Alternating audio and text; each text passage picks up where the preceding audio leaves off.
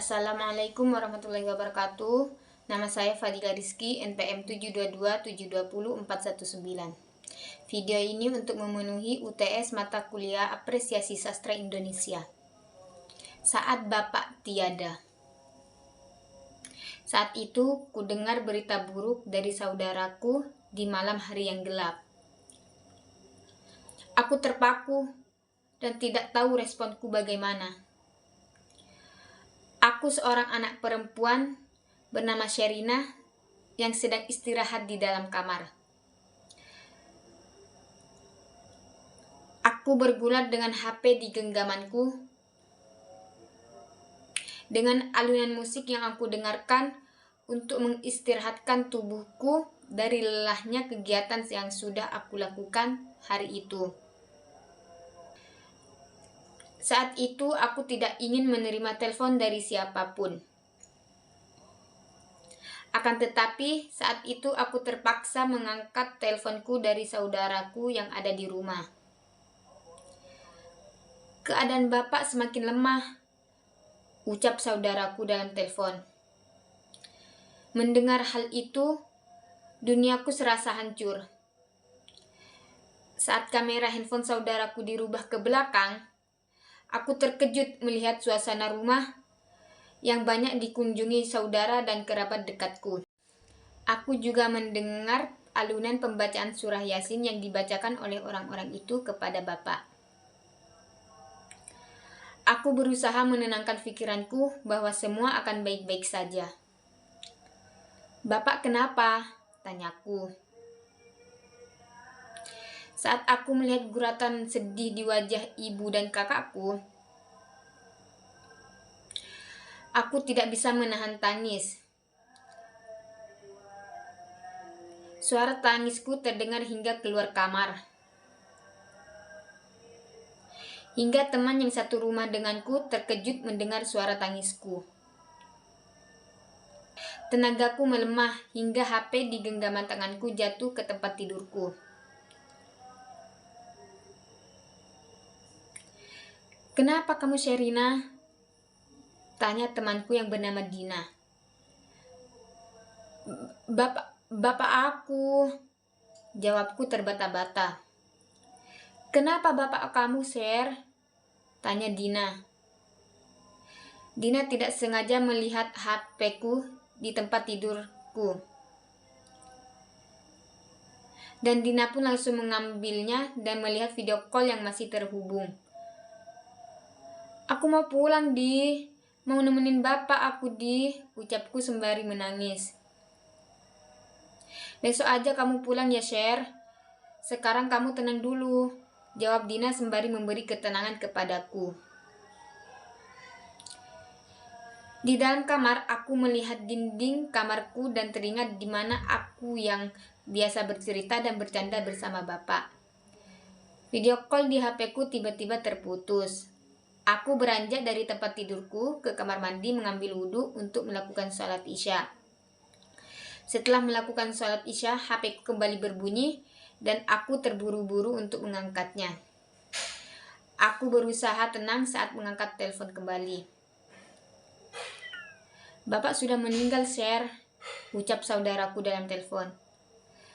Tangisku kembali pecah saat mendengar berita buruk itu. "Dina, bapak aku sudah meninggal, Din," ucap aku sembari teriak memberitahu Dina. "Kamu yang sabar ya, Sher. Kamu harus kuat, ini ujian buat kamu," ucap Dina. "Aku gak mau, Din. Seharusnya aku ada di rumah. Di antara anak-anak bapak cuman aku yang tidak bisa melihat bapak untuk terakhir kalinya." Dina tak kuasa menahan tangisnya mendengar ucapanku. "Kamu yang sabar, Sher. Kamu yang kuat," ucap Dina menguatkanku sambil memeluk tubuhku yang sudah tidak memiliki tenaga.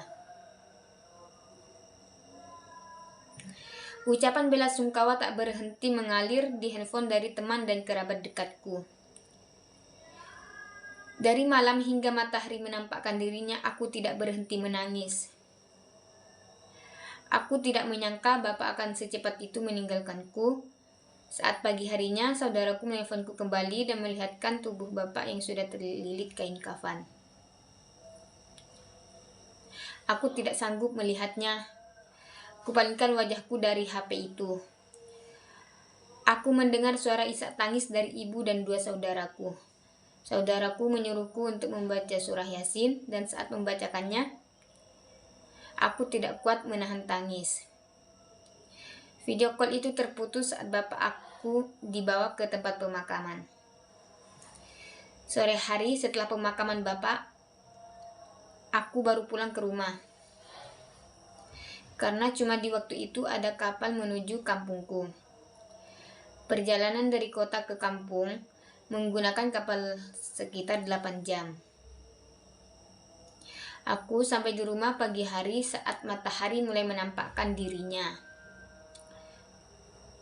Saat sampai di rumah, aku tak kuasa menahan tangisku karena mulai saat itu bapak sudah tidak ada lagi di sampingku. Pagi itu semua saudara dan kerabat dekatku berdatangan ke rumah untuk menghiburku.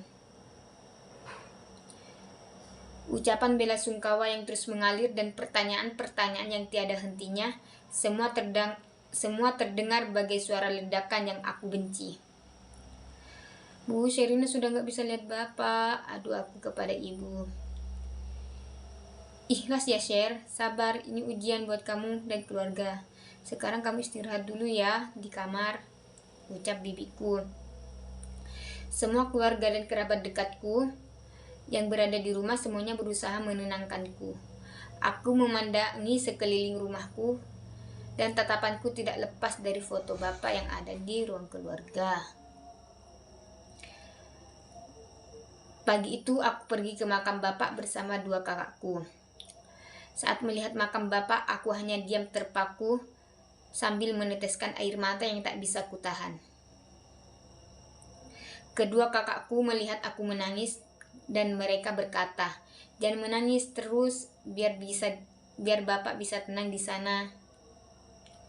Sambil menahan tangisnya, kakakku mengucapkan itu padaku. Kepalaku terngiang-ngiang momen saat aku bersama ayahku.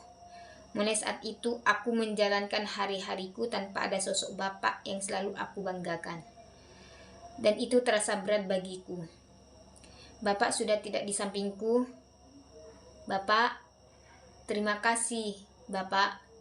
Semasa hidup, Bapak mengusahakan yang terbaik untukku dan keluarga.